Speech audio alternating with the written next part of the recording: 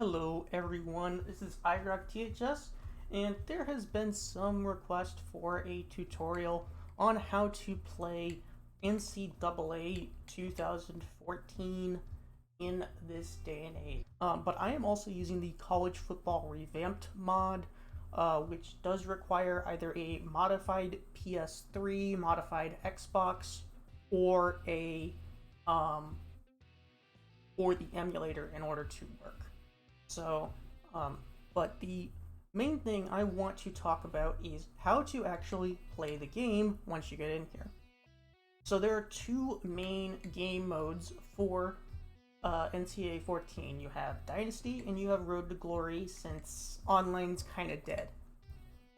So we're going to focus on Dynasty because that's kind of what everyone thinks of when they think of how to, play a football game. It's NCAA's first version of franchise mode. So you're going to want to go ahead and create a new Dynasty. I recommend creating a new coach, offline Dynasty, and let's just give him a name like, I always hate that EA gives proprietary keyboards for their games. Literally every other company just uses the default. But no, EA has to be different. Just annoys me. Okay, that's good enough.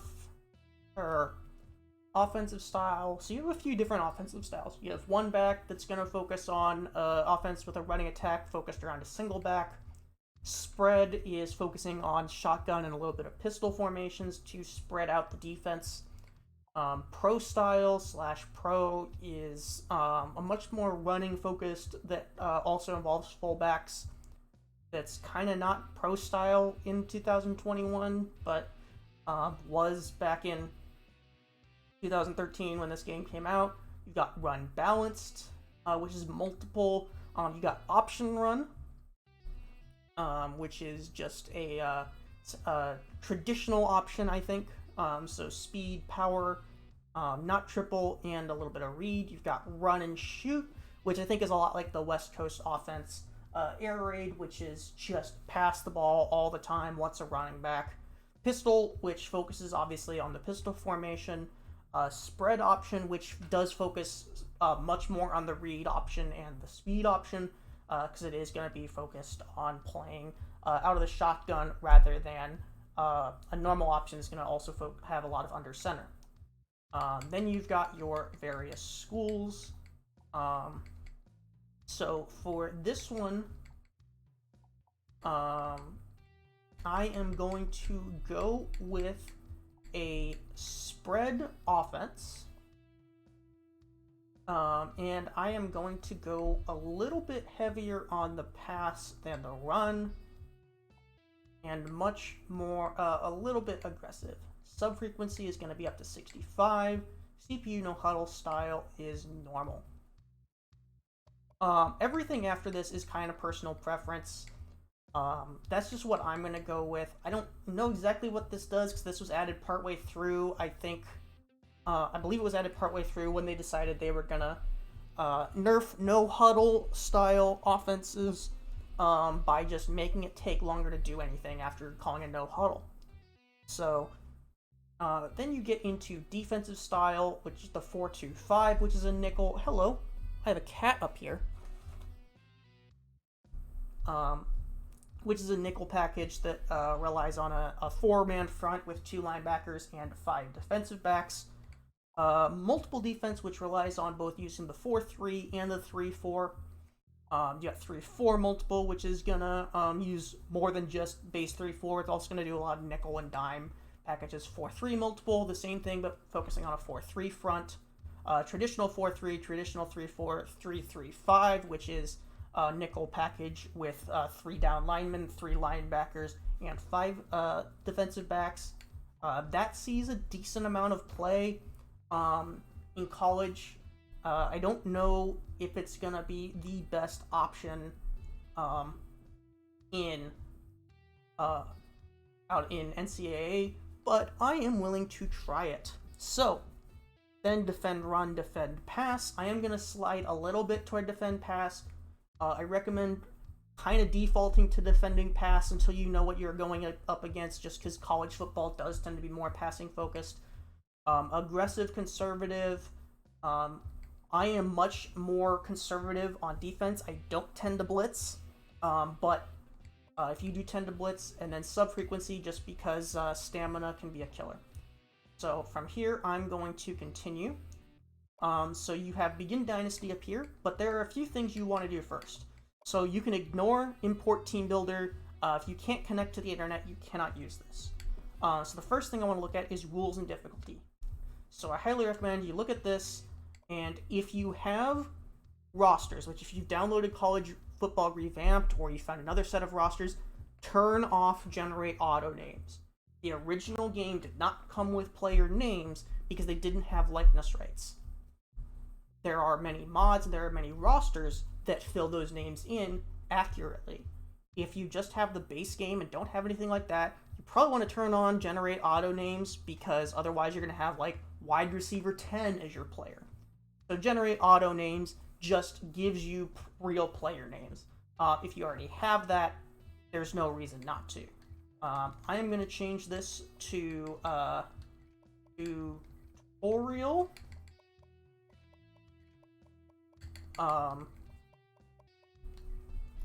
And set coach starting level and set coach progression rate, I would recommend leaving those at normal. You do progress at a fairly good rate early on. And then you come over here to gameplay options. If you are new to the game, I highly recommend leaving at varsity, varsity, varsity. That is what I recommend. You don't touch those. If you need to go down into freshman, you can. I recommend starting at varsity. That's almost what the game is balanced around, but that implies that the game is balanced.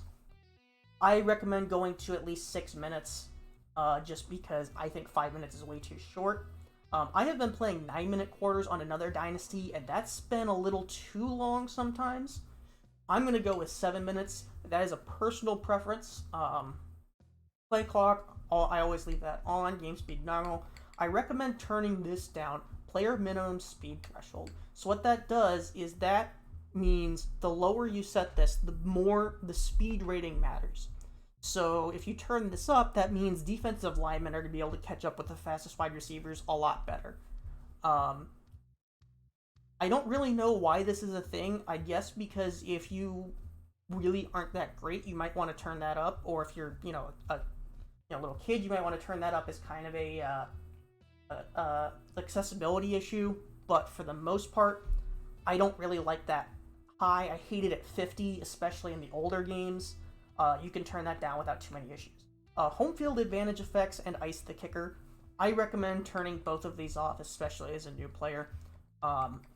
Great ideas in theory, executed terribly. Ice the kicker's okay. Home field advantage is just terrible. Game rules.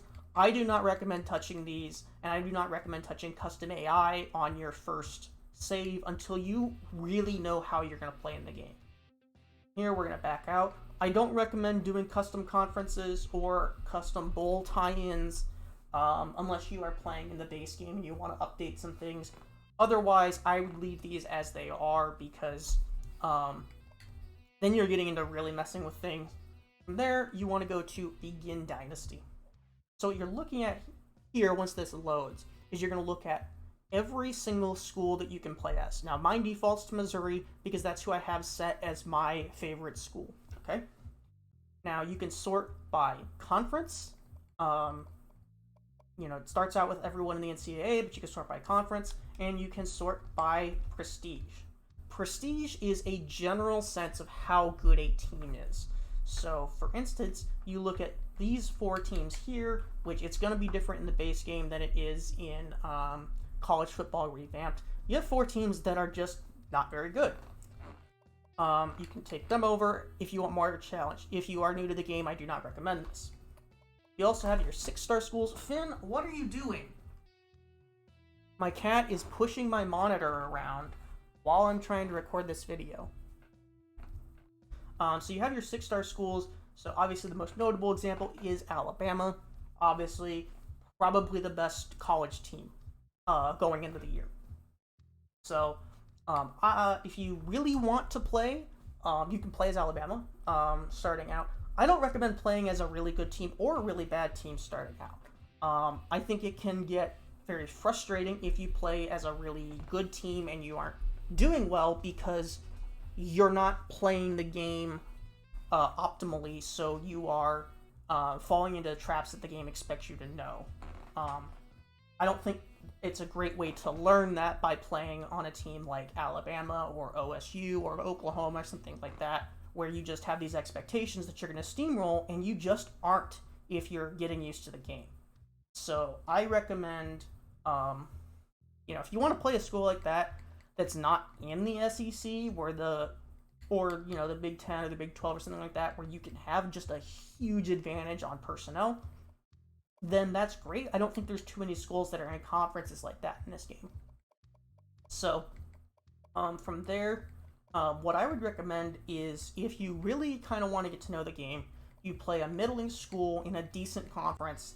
You're looking at something like Baylor, K-State, TCU, maybe even Texas. You're looking at Iowa. Well, Iowa's better than I thought, but Iowa, Michigan State, Michigan even, Nebraska. This Michigan State being Michigan especially being higher than Iowa and Indiana, and we'll go to the independents really quickly. Coastal Carolina is ranked 22 in this. Really shows that the prestige is actually a measure of how prestigious, but how good of a tradition, how well of a brand almost the school has, rather than the talent of the actual roster. But at the same time, it does give you a general idea of how good of players are on the roster. You've got schools, you got the Pac-12 where you can take over a team like Arizona State, Colorado, Stanford, USC, Washington, you got all those schools. Or you can go to the MAC, and you can take over a school like, you can take over Ohio, you can take over Northern Illinois, you can go to Conference USA, take over a team like Florida Atlantic, FIU, you can take over Southern Miss, there's Tulsa, Tulane, you've got Mountain West, where you've got Boise State, Colorado State, and Fresno State that are usually pretty solid teams. Now, I am going to do a stupid and take over Mizzou, because why not? For a tutorial, let's just take over my favorite team. So then you have these three options here. You have head coach, offensive coordinator, and defensive coordinator. So you can see up here at the top, it says you have total control for head coach. You are controllable for offense. You will be responsible for calling offensive plays and recruiting for offensive coordinator, and defensive plays and recruiting for defensive coordinator.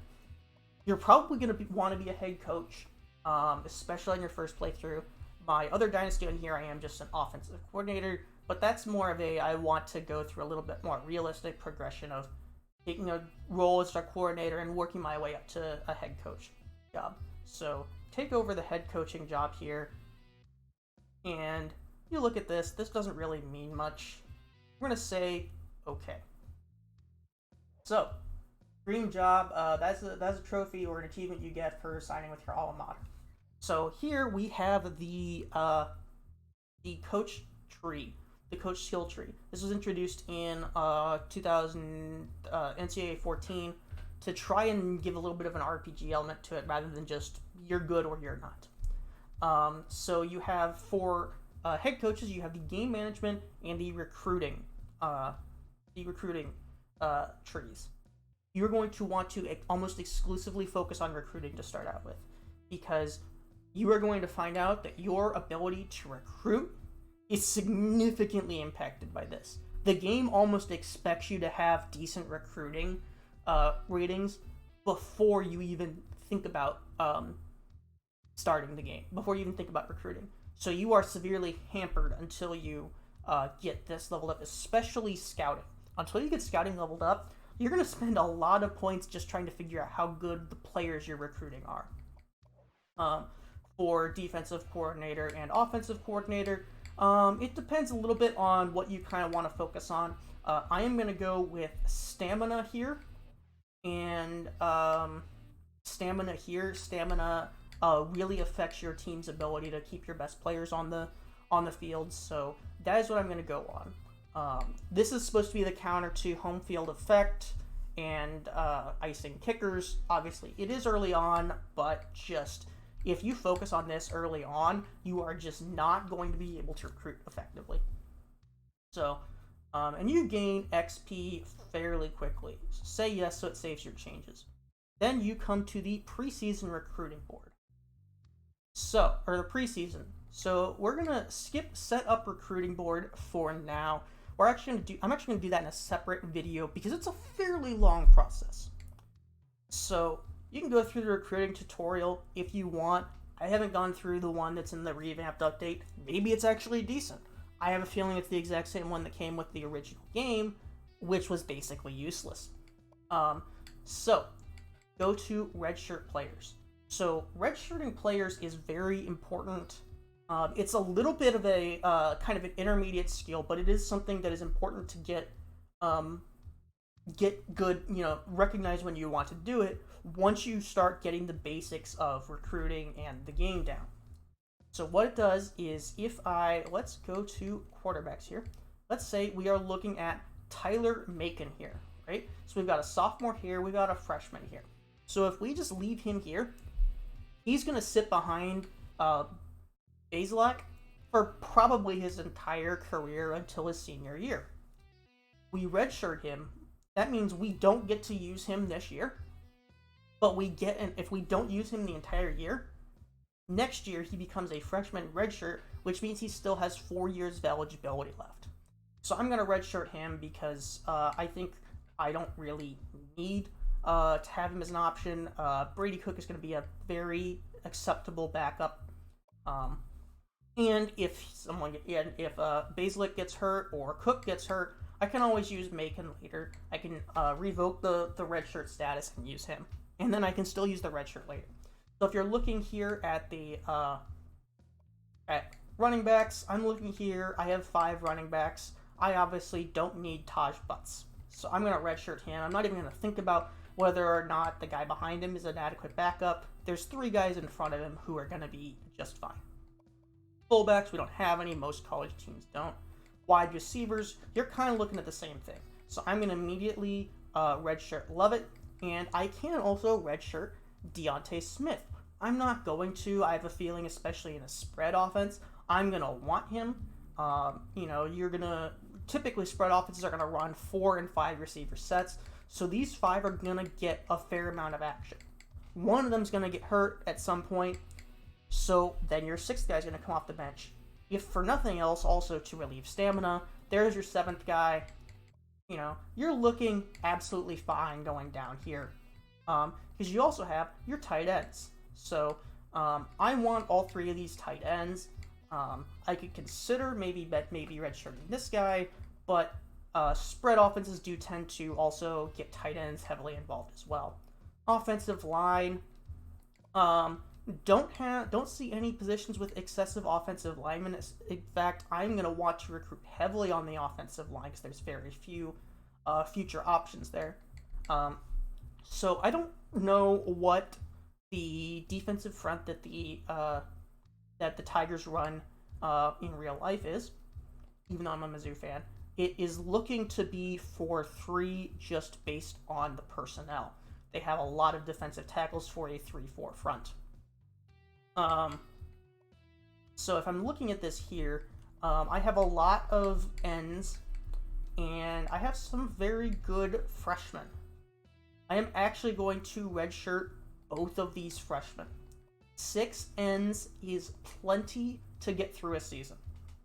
When I look at defensive tackles, I am going to redshirt Wingo. I am not going to redshirt Robinson. If he was a sophomore, I would very much consider it. I don't think I'm going to get too much out of redshirting him as a junior. But I am going to need to recruit that fairly heavily this year because we're going to turn over a lot of them in the next 2 years. We don't have any left outside linebackers apparently. And we only have 6 linebackers total. That is a problem. So we're not going to redshirt any of our linebackers. I'm not going to redshirt any of these. I'm going to probably run a fair amount of dime packages, unless I have an abundance of defensive backs here, which I do. So we can get by with potentially redshirting. I'm going to redshirt Sistrunk and Reeves, and then I can get by with my free safeties and my strong safeties backing up as well. I'm going to redshirt Hibbler. He's going to be a very good backup / starter over the next few years. I'm not going to redshirt any of these guys because he's going to play a key part in the team this year, especially since I'm going to be running lower on corners. He's probably going to play a decent amount of corner, and he is already a junior, and he's only 69 overall. There's not much we're going to get. If I redshirt him, he's probably going to be better than him next year anyway. So, kicker, I almost never have multiple kickers or punters on a team, so I'm almost never redshirting them. If you do have any questions about redshirting, please let me know in the comments. I did kind of just go through talking about what I was thinking and not really kind of anything else behind it. It's a little harder to describe. It's kind of easier to show. So if you have any questions, I can try to explain things in the comments a little bit better. Depth chart, I almost never touch this. The only things I will touch is I will touch kick and punt returners. So I do not want my starting players returning kicks and punts. So if you look here, Beatty, Downing, and Young. So Beatty, Young, Downing, I am okay with Downing returning them because he's third string. So,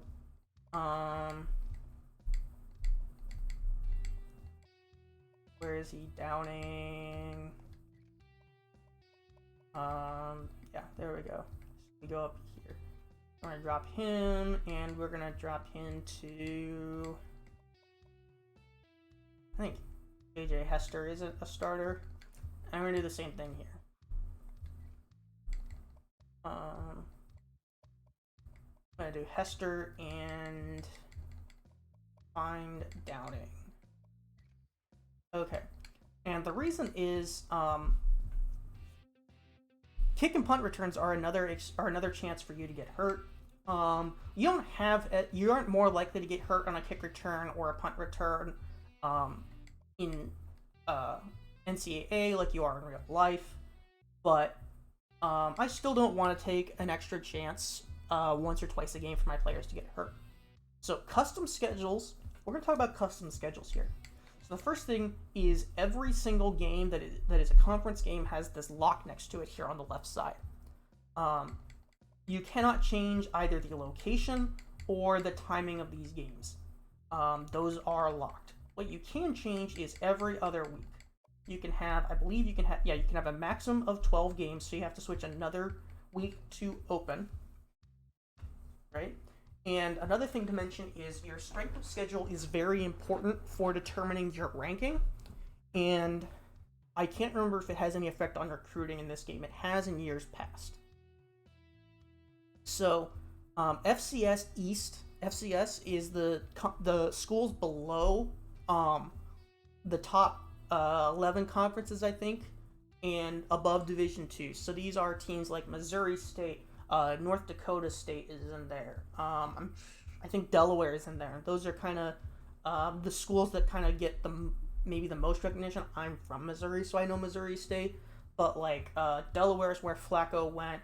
I think it was Josh Allen was Wyoming, so one of the others was North Dakota State. It was Trey Lance. They're a very, very good FCS team. So, those are the FCS schools. They are almost free wins for in this game. So if you are trying to make a national championship, you don't want too many of these on the roster, even in the SEC. You can see just by scheduling, let's say Akron was a 1-star school. Just by scheduling Akron at home, which on the road does make your strength of schedule go up as well, at home, Akron automatically raises it from a B to a B+. So, I don't want to play Akron, though. I would like to play Colorado State instead. Let's do at. And then I would like to play that one at home, so I'm going to put that to an open. And what do we have down here? I'm going to play Troy. I'd like to play it at home for reasons we'll get into in the recruiting video. Let's set this to open so we don't have open multiple weeks in a row. And, yeah, at Cal. So, this is what we're going to run with. Since I'm not trying to make a national championship, I am okay with having a strength of schedule of a B. So I'm going to run with this. I'm going to back out of here, hit OK to save. And next thing we are going to do in the next video is we are going to talk about setting up a recruiting board. So thank you everyone for watching. This is a little bit longer than I intended, but this really should get you to the point where you're ready to set up a recruiting board in NCAA 14. So thank you all for watching, and keep an eye out for the recruiting video coming soon, or the setting up the recruiting board video soon, and I will see you next time.